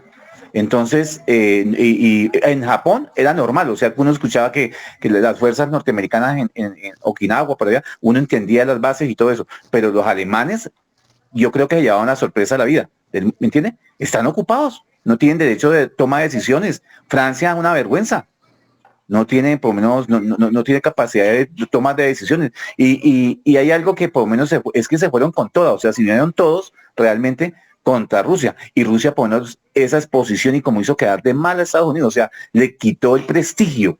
Eso es lo más importante de la operación especial. Le quitó el prestigio a los norteamericanos. O sea que ellos eran los buenos y los buenos y los buenos. Entonces, África se dio cuenta que Francia era un país ocupador, que los explotaba, que toda Europa los explotaba a ellos. Entonces, por eso le dieron la puerta a China, porque dijo, no, aquí con nosotros es ganar, ganar. Nosotros no nos necesitamos de Estados, ¿me entiende? Pero esa exposición que hizo, o sea, en los medios alternativos a los Estados Unidos, y ya la gente está despertando. Ya la gente está despertando, ya está quedando en cuenta, pero yo creo que la sorpresa la llevó Europa, porque Europa yo creo que nunca pensó que estaba ocupada, como obedeciendo y obedeciendo. Bueno, eso lo digo. Y otra cosa que me parece bueno es el Banco de los BRICS, o sea, de los BRICS tiene que funcionar. Desde que no le quiten la impresora de dólares a los Estados Unidos tumba gobiernos y sigue haciendo lo que quiera en cualquier lugar del mundo. Entonces, cuando la gente se dé cuenta de que hay otra opción, no solo el SWIFT o solo el dólar, entonces la gente, ejemplo, que haya dos bancos, entonces no solo el monopolio norteamericano. No, yo sí quiero comprar con China, o si quiero comprar o sea, multipolar. Entonces, eso es lo importante, y la gente ya cayó en cuenta, o sea, las otras regiones del mundo ya cayeron en cuenta y se dieron, observaron de que es posible otra oportunidad, a pesar de que Estados Unidos en ese momento está chantajeando a los países latinos, a todo, ponernos a México se la tiene dedicada. En cualquier momento declara los carteles terroristas y se le meten. Pero entonces ya están expuestos, ya todo el mundo, o sea, la gente como que abrió los ojos, a eso me refiero. Muchas gracias. Gracias, Roncola. Me hace mucha gracia, no sé si es tu forma de expresarse o de verdad crees que estos países se han dado cuenta. Cuando dices que los países africanos se han dado cuenta de que los Estados Unidos les chantajeaba, al igual que los países europeos. Mi pregunta es, ¿tú de verdad crees que se han dado cuenta o ya lo sabían, ya han visto la oportunidad, el momento de rebelarse contra los Estados Unidos? Pues yo creo que África sí lo sabía. Y sobre todo con los europeos. África sí lo sabía, la tenía clara y esperó la oportunidad, que gracias a esta operación especial pues se unió gente, ¿sí? Pero a mí me da la impresión de que los europeos todavía no han despertado. No la creen, mejor dicho. Okay, lo que pasa es que ahora hay una segunda potencia económica, que es China. No podemos obviar que China es la fábrica del mundo. Y obviamente eso le da valor a su moneda y a su poder diplomático, económico. Entonces, ¿por qué están reaccionando? Porque todo el mundo se ve sorprendido de la reacción. Porque ahora el hegemón tiene competencia, la competencia es China. Ya. China está ofreciendo alternativa y pues... Quedémonos en eso un momento, Israel. Adelante. Un momento, quedemos en eso para finalizar este tema. Israel ha dicho algo importante, y es que ahora hay otra potencia. Simple, ¿ok? No creo que simplemente ser el almacén o la fábrica del mundo te da el poder que tiene China ahora mismo, sino que esos acuerdos que están firmando ahora, la ruta de seda que has mencionado antes, Israel, es súper importante. Y tener en cuenta que Estados Unidos, mediante la financiación de terrorismo en Pakistán y en otros países, están matando a chinos. Hace poco en la República Centroafricana mataron a chinos en una mina de oro y los Estados Unidos prácticamente financia a esos rebeldes y lo que hicieron es culpar al grupo Wagner y decir que fueron ellos los que mataron a esos chinos que estaban haciendo negocios en la República Centroafricana. Y lo mismo pasa en Pakistán y en muchos países en Asia, ¿ok? O sea, Estados Unidos tiene una guerra activa con China y los chinos no son estúpidos, los chinos saben esto y son la nueva potencia de su hemisferio. Entonces, lo que va a este tema es la estrategia de los chinos. Es una civilización centenaria. Los chinos llevan cientos y cientos de años. Los chinos han pasado por un periodo de, no fue colonización, pero es lo que llaman como medio colonización prácticamente, ¿no? Y Humillación. sí, bueno, dentro de esa medio colonización existió los... ¿Perdón? Es que no la quiero decir en inglés, no sé cómo sale en español. Dime, Tres Chilis. Quería pedir la palabra, por favor. Sí, un momento, déjame terminar esto y te doy la palabra a Tres Chilis. Como bien ha dicho Israel, han pasado por un periodo de humillación de las potencias occidentales y obviamente sabemos que China, todo este tiempo, 300 años tranquilamente, se han estado preparando, perdón, en los últimos 200 años se han estado preparando para esto. No son tontos. Si vas a los campeonatos de matemática en Estados Unidos, vas a ver que los ganadores son chinos, son étnicamente chinos. Cualquier campeonato que veas, vas a ver que han estado en Estados Unidos, han estudiado en Estados Unidos, no han estudiado en Occidente. Y a día de hoy están en una posición en la cual querían estar hace 100, 200 años. Y se han estado preparando todo este tiempo, han sido pacientes como vemos constantemente. A pesar de que los representantes de la Cámara Americana visiten Taiwán, los chinos son pacientes, amenazan, pero saben que no van a matar a esa persona en el avión porque va a provocar algo mucho más grande. Pero han sido pacientes y lo que están haciendo ahora es dar una bofetada a Estados Unidos. Y no sé con quién discutí esto en el chat hace tiempo, pero hablamos sobre la desdolarización. El derrumbe del dólar, que queda poco. Yo dije que se haría en los próximos 10 años. No sé quién fue con la persona que discutir, que dijo que quizá en los próximos 100 años. Pero bueno, Tres Chilis, adelante. Sí, mira, quería responder a lo que decía Israel Eru acerca de cómo es que se ha pues separado, se ha despegado Arabia Saudita y sus seguidores, que son las monarquías del Golfo, productores de petróleo y de gas. Lo que yo veo aquí es que Estados Unidos y el Occidente ha apostado por la tecnología de no hidrocarburos, sino de colectores solares, qué sé yo, energías limpias y combustibles azules y tales cosas. Entonces se están apartando de la economía del petróleo y del gas, que son los fuertes de Rusia, de la OPEP. Entonces es natural que Arabia Saudita, digo, aparte de que Mohammed bin Salman mató a Khashoggi y eso lo enemistó con los demócratas, hay que ver que Mohammed bin Salman era muy amigo de Jared Kushner y este es el yerno de Trump y había una conexión. Sí, ese mismo Trump que le regaló el Golán y Jerusalén a Israel. Bueno, entonces lo que quería decir es que es más que es un cambio económico, porque hay un gran reseteo que le llaman, un gran reinicio en el cual Estados Unidos quiere reunir a la gente que será de la nueva economía, y los que son de la vieja economía los va a quebrar y de tal manera que los pueda comprar más barato después de que pase un tiempo. Esa es mi opinión. Cambio. Gracias, Tres Chilis. Si me permiten... Sí, un momento, Israel, un momentito. Gracias por tu perspectiva, Tres Chilis, muy interesante, algo que no hemos escuchado aún, creo, en el grupo, pero ha sido una perspectiva interesante. Y obviamente si los países occidentales se mueven a las energías no renovables y son los mayores consumidores de petróleo, pues está claro que Arabia Saudita se va a ver preocupada por ello, ¿no? Adelante, Israel. Sí, yo creo que eso de que se va a transformar tan radicalmente la materia energética es un sueño, pues yo lo veo muy imposible. Si se va a transformar, no va a ser de un solo, no va a ser, digamos, en 2 o 3 años. sino que va a ser un proceso, digamos, muy largo. Porque todavía, a pesar de lo que digan, las energías renovables y las que se basan en el almacenamiento de, digamos, el exceso de generación por viento, por, digamos, generación hidroeléctrica o nuclear, perdón, hidroeléctrica nada más, y de viento, no está madura. O sea, la tecnología de la batería no te permiten tener recarga ilimitada o tener una gran cantidad de energía ahí almacenada para usarla cuando vos la necesitas. O también pues tenés factores ambientales que afectan, digamos, el rendimiento de la batería. Por ejemplo, tratar de iniciar un auto eléctrico en el frío y vas a ver qué lindo. Te vas a quedar congelado ahí junto al carro. Y Raru, Entonces creo yo de que, un momento, un momento. adelante. Si te digo que en 20 años vas a perder tu casa, ¿cuándo te empezarías a preparar? No, exacto, correcto. Ahí me estás dando un poco la razón a mí. O sea, si no va a ser en 10 años, va a ser en 20. Entonces creo yo más bien que eso... Pero sí se ¿cuándo están, te digamos, empezarías a tratando preparar de... tú, Raru? ¿Cuándo te empezarías a preparar tú? Si en 20 años te va a quitar tu casa. Obviamente de inmediato, pero déjame terminar.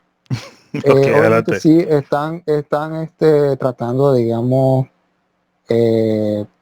apoderarse de las patentes o de los desarrollos, ¿verdad? Que sean, digamos, esenciales para ese tipo de tecnologías, pero creo que pues vamos a tener todavía petróleo para, digamos, qué sé yo, unas 5 generaciones más, porque acordate que no solamente de energía es la industria petrolera se usa, digamos, bueno, estamos llenos de plástico, siempre vamos a necesitar el petróleo porque de ahí viene el plástico, y por desgracia no nos vamos a poder deshacer del plástico. Además, por donde te estoy hablando, el micrófono está hecho de plástico, mi celular está hecho de plástico, etcétera. Entonces No es la no va a misma haber ese tipo de consumición, cosas. Raru. No sé, Siempre la industria petrolera va a ser No, importante y siempre va a ser sí. enorme. Ok, deja que te conteste Los tres dejo, chiles. Adelante. adelante. Adelante, sí, tres chiles. lo que yo me refiero es correcto lo que dice Raru. Esto no va a ocurrir de la noche a la mañana, pero ese no es el tópico. El tópico es que Estados Unidos va a quebrar las economías de estos a los cuales va a desplazar para después comprarlo más barato. Si se hubiera acabado el petróleo, en mi pronóstico, en 10, 5, 15, 20 años, ¿para qué los va a comprar? No. Estados Unidos quiere quebrar a esos países como Venezuela, Irán, Rusia, los países productores de petróleo para después comprar eso barato. Es lo que dije. Ok, estoy de acuerdo con eso. Gracias. Gracias Sí, a eso va a ambos. ser... Adelante. Gracias a ambos. Espera, ¿quién ha dicho que está de acuerdo con eso? ¿No ha sido tú y Raru? Sí, o sea, sí, ese siempre ha sido la estrategia de los Estados Unidos. O sea, digamos, debilitar países para luego ellos intervenir y que sus industrias ahí prosperen. Sí, eso ha sido siempre la estrategia de ellos. Pero en el caso de Arabia Saudita, como es el principal productor de petróleo del mundo, eso no iba a hacer resultar de esa manera.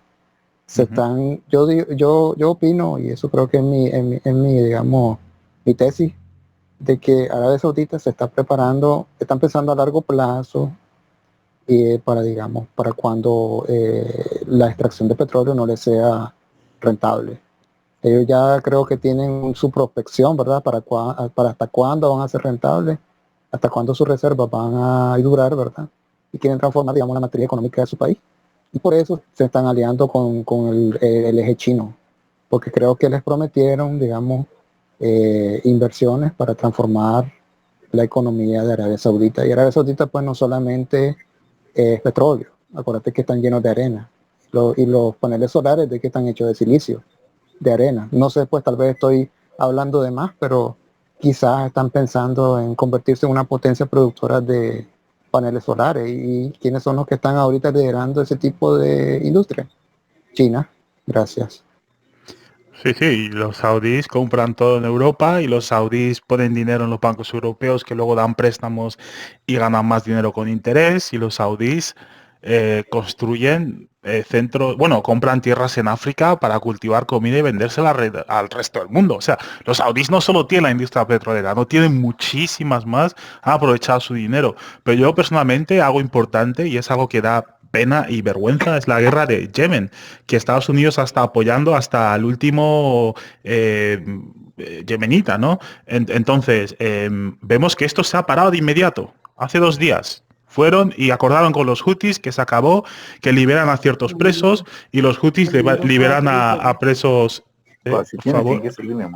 Y los Y hutis, eso mismo va a pasar en Ucrania, tarde o temprano. veremos cómo termina en Ucrania, pero vemos que Arabia Saudita, al igual que habéis dicho con Israel, se encuentra rodeada. Ahora mismo el escenario político en el Medio Oriente no es el que había hace 3 o 4 años. Ha cambiado por completo y ahora se ve amenazada por países como Yemen, por países como Siria y, muy importante, por países como Irán y los Emiratos Árabes, que son muy cercanos a Irán también. Y ya ha habido varias veces entre Arabia Saudita y los Emiratos Árabes que han tenido problemas políticos. Uno que me hacía mucha gracia es que secuestraron a unos camellos, camellos de los Emiratos Árabes, los secuestraron los saudíes, ¿no? Todo porque los Emiratos Árabes no estaban de acuerdo con la guerra en Yemen y con la hostilidad que tenía Arabia Saudita con Irán. Entonces, vamos a pasar al siguiente tema y el último, que nos quedan 15 minutos, y vamos a comentar sobre ello, que también está vinculado a la guerra de Ucrania y lo que ha comentado ahora Reques, que puede que termine así Ucrania, aunque no lo creo, Reques. En Ucrania aún queda barrer ciertas cosas antes de que termine esta guerra. Lo de Arabia Saudita ha sido muy rápido, prácticamente. El siguiente tema, cuarto y último tema que vamos a tocar hoy, es Polonia, la última carta de Ucrania. Como he explicado antes, pues ambos países se han reunido, ¿ok? Ya vimos la bienvenida que le dieron al presidente polaco en el oeste de Ucrania. Le aman, es una estrella, es un rockstar, ¿no? Y obviamente a esa gente no les importaría unirse a Polonia, a muchos, e incluirse dentro de Europa, aunque en esos territorios también viven muchos nacionalistas ucranianos que robaron viviendas, territorio a los polacos que antiguamente vivían ahí, a los cuales cometieron una masacre, ¿ok? Y los polacos obviamente quieren recuperar esos territorios. Muchos ya están preparando los papeles para ir al gobierno ucraniano y decir, hey, esto pertenecía a mi abuelo, el cual matasteis en la Segunda Guerra Mundial, por lo cual me tenéis que volver esta casa y este territorio. No solo eso, los agricultores polacos también están viendo esas tierras fértiles, oscuras de Ucrania, que les va a ayudar muchísimo a plantar alimentos y poder exportarlos a la Unión Europea. O sea, vemos que tanto la gente del oeste de Ucrania, de ciertas regiones del oeste de Ucrania y de Polonia, tienen ciertos objetivos. Hemos visto últimas declaraciones de ministros polacos, creo que la última fue de un periodista polaco, el cual dijo que hay que empezar a encontrar la solución al problema de la extrema derecha en Ucrania, a esto de bandera y sector derecho y todas estas tonterías que tienen ahí. Están reconociendo a la población polaca que los ucranianos que están llegando son un poco extremistas y que adoran a aquellos líderes que mataron a sus familiares. Entonces se están cansando ya. Y parece ser que el presidente o los líderes polacos están extendiendo tanto la cuerda que va a llegar un momento en el que se va a cortar. Y veremos qué es. Pero en la reunión que tuvieron entre Zelensky y el presidente se habló sobre, muchos, son rumores, pero como he dicho antes, se habló sobre la garantía que podía dar Polonia a Ucrania después de la contraofensiva que iba a lanzar Ucrania en el este de Ucrania contra Rusia, ¿ok?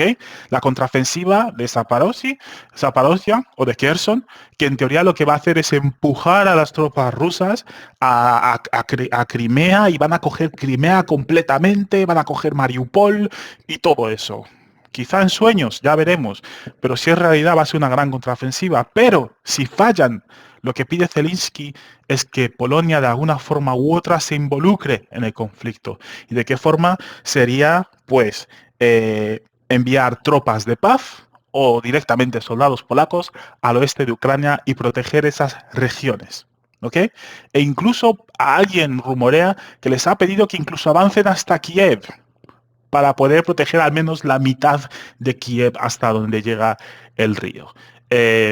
No, ya os digo, son rumores, no sé si alguien sabe algo más sobre esto, pero abro el micro, si alguien quiere aportar algo a este tema, por favor, que pida palabra.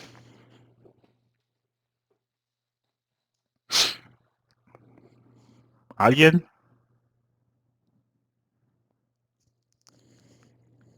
Bueno, yo voy a intervenir, pues. Adelante, si me lo Chiles. permites. Sí. Primero que todo, así como la famosa contraofensiva ucraniana, esa ofensiva de Polonia se encuentra con el puño férreo de Rusia y Bielorrusia, porque si Polonia entra Bielorrusia. Así que eso no va a ser así tan fácil. Y Bielorrusia ahora tiene dientes que se llaman Iskander, nuclear. O sea, capaz de nuclear. Y también tiene bombarderos MiG-31 equipados con Quinzal. O sea, yo veo eso como unos sueños de opio. Yo sé que hay muchos planes de entrar y todo, pero lo veo como unos sueños de opio porque Rusia no va a ceder ninguno de esas tierras negras. Rusia bombardea refugios y búnkers en Liev, que está tan cerca de Polonia, y sin ningún problema. Lo ha hecho varias veces. O sea que Rusia considera que allí no entren porque allí están en peligro de recibir mis misiles. Eso es todo. Muchas gracias, Tres Chilis. Muchas gracias. Y sí, cierto es que los rusos han disparado unas cuantas veces bueno, ha dicho Liev, yo lo llamo el BIF, y han atacado cerca de la frontera polaca. Y no solo eso, sino que tienen tropas posicionadas en Bielorrusia, también cerca entre Polonia y Ucrania, que podrían avanzar en cualquier momento en esa dirección también, ¿no? Aún así, hay gente que dice que no, que Rusia ha perdido estratégicamente. Y esto es algo que continuamente, cada vez que tengo un debate con alguien, me lo repiten repetidamente, sin parar. Estratégicamente Rusia ha perdido. ¿Por qué? Porque Finlandia se ha metido en la OTAN, porque no han conseguido cambiar al régimen de Ucrania, y dos o tres cosas más que, perdona, para mí no tienen mucho sentido, ¿no?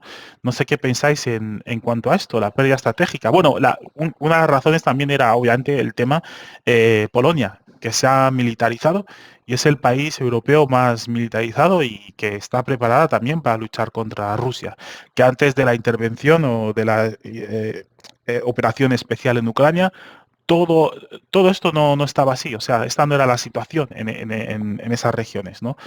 No sé qué pensáis en cuanto a esto.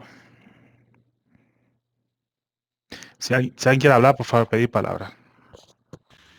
Yo en 5 minutos te intervengo. Sí, adelante. No, ahora no. Dame 5 minutos. Ah, vale. ¿Alguien quiere intervenir, añadir algo a este tema sobre Polonia y Ucrania y sus negocios? Si no, sin problema, podemos pasar al siguiente tema. Nos quedan 10 minutos igualmente. Una buena forma de terminar. Por primera vez no nos pasamos de la hora. Pero bueno, parece que vamos... ¿Eh? ¿Perdón? Perdón, Reques, ¿qué has dicho? Bueno, igualmente... No, que mejor pasar. No, yo te voy a intervenir sobre este punto. Maximus, hablaron de los documentos filtrados. No, aún no hemos tocado ese tema. Más que nada no lo quería introducir porque dicen que son filtrados, pero no estamos 100% seguros si son legítimos o no. Pero si quieres tocar el tema, adelante, J. Cuadrado. Bueno, pues me parece interesante lo que ha pasado con esa filtración de documentos. Al parecer sí son reales, ya está confirmado de que sí son reales, y al parecer vienen estuvieron en un foro en 4chan, no sé si ustedes conocen el foro. No. No, bueno, 4chan es un foro en internet donde todos los usuarios son anónimos y al parecer los habían publicado en una conversación o en una discusión que tenían varios sujetos y uno por demostrarle al otro empezó a mostrar ese tipo de información. Y al parecer esos archivos estuvieron colgados en un servidor ¿cómo es que se llama? Esta plataforma de juegos o de videos en línea, donde se publican muchos videos en línea. ¿VK? Minecraft, es que se llama Minecraft, un juego muy popular. Minecraft. No, ni Sí, idea. en unos servidores de... Minecraft. ¿Cómo? Seguro. Es un Sí, juego, en un es un servidor de juego de... Minecraft. Sí, sí, ok, Sí, adelante. sí. Estaban uno de los servidores de los juegos de Minecraft pero ¿cómo se llama esta plataforma para transmitir en vivo? Donde se transmiten videos en vivo y se hacen, no recuerdo, Discord. Ok, sí. Discord. Ajá. Sí, anteriormente estuvieron en un servidor de Discord en un juego de Minecraft y desde ahí vienen los archivos. Sí son, pues ya está confirmado de que sí son reales, pero algunos están modificados con cifras, pues supongo que la propaganda rusa los usó a su favor, pero pues en los archivos originales se muestra que Rusia ha perdido bastantes militares y muchos vehículos, más de los que pensamos. Un momento. Según lo que tengo entendido, las cifras rusas concordaban con las cifras que dio el Ministerio de Rusia. No, no sé. Según lo que he leído esos documentos, las cifras de bajas rusas eran las correctas. No sé si están hablando de unas 20, 25.000 más o menos. Creo que lo que estaba mal reportado eran las bajas ucranianas, que eran 70.000 en total. Y creo que ahí es donde se quejaron muchas personas y dijeron que de 70.000 nada, que muchísimas más, 200 o 300.000 bajas ucranianas. Y por eso decían que los documentos favorecían a Ucrania en todo caso, no necesariamente a Rusia. Y Bueno, hay que seguir ese tema además de cerca porque pues es interesante cómo se pueden filtrar esos archivos porque sería un golpe más para Estados Unidos. sí, sí, porque las posiciones de las tropas rusas son correctas al 100%. Las posiciones de las tropas ucranianas también, aunque muchos batallones ya son inexistentes. Y si sigues los anuncios del Ministerio de Defensa ruso, vas a ver que los batallones que dicen que destruyeron y que atacaron ya estaban en ese documento, pero ya no aparecen en los mapas de estos analistas militares. Entonces, es correcto, aunque no es algo reciente, pero es algo que de antes, está claro. Lo que me gustaría saber es que estos documentos, ¿qué cambian? ¿Qué cambian exactamente? Sabes que quería decir algo. Cambian, dame un segundo, qué pena, te interrumpo. Cambian exactamente las cifras de bajas de los rusos, las cifras de bajas de los vehículos rusos, donde pues en los documentos modificados disminuyen esas cifras, pero realmente son mucho más altas. Los vehículos que ha perdido Rusia y las bajas en términos militares, en personas militares, son mucho más altas. Okay. Quería dar mi opinión también. Yo colgué un enlace de RT que analizaba por qué los documentos parecen manipulados por las agencias de propaganda de Ucrania. Uh-huh. Daba varias razones específicas y yo quisiera preguntarle ahí a J al cuadrado ¿quién confirmó?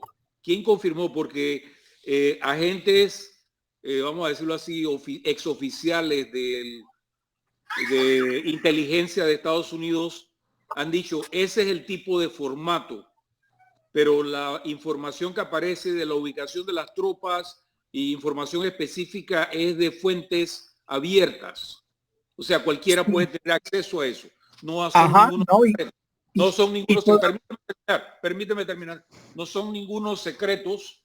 Y específicamente hablaba de que el sesgo y la manipulación de la información era uno que favorecía a Ucrania. Eso es todo. Vale, hay varios investigadores que están siguiendo el caso de cerca, entre ellos alguien que trabaja para Bellicat, no sé si lo conocen, es una empresa que se dedica a investigaciones y ellos publican y rastrearon como todo el origen de los documentos y se han dado cuenta de dónde han venido y si efectivamente son de Estados Unidos.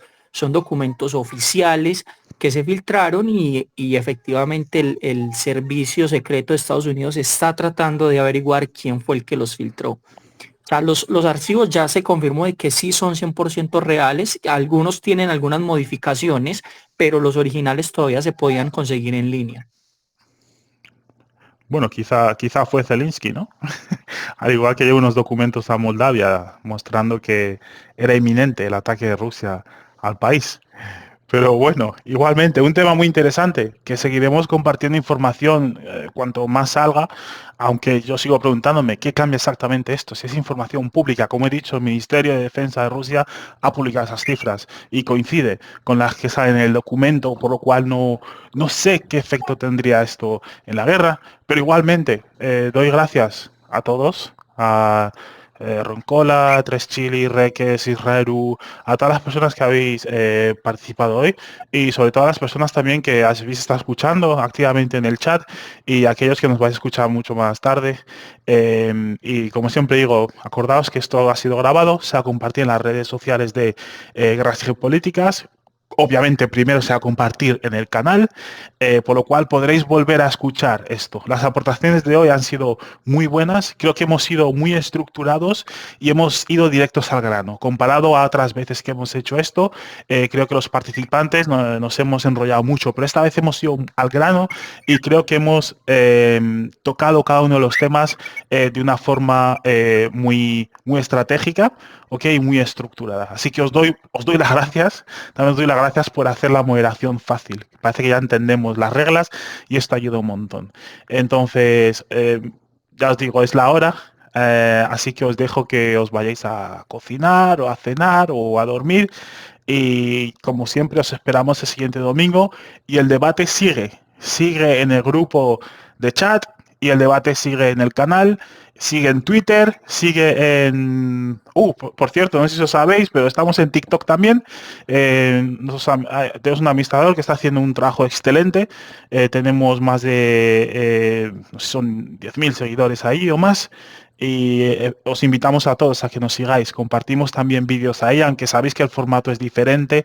No es igual que... No tiene la misma información que encontráis en el canal. O sea, si queréis ver un montón de actualizaciones, está en el canal, pero por favor, seguidnos en Twitter, en TikTok, en YouTube y cada vez nos ampliamos más. Así que muchísimas gracias a todos y a todas y os esperamos en la siguiente videoconferencia 11.0. Gracias. Gracias. Gracias. Gracias, estuvo muy, muy bueno. Sí. Buena de conferencia hoy. Risotto y sequito, perros. Ahora sí, gracias a todos. Lamentablemente no puedo dar mi punto, pero para el próximo. Ahora sí podía hablar. Así que no, estuvo muy, muy buena. La escuché de todas. Envía el audio al chat igualmente. Ahí lo escuchamos. Venga, hasta luego. Ya cierro la conferencia. Ya, gracias a todos. Chao. Chao.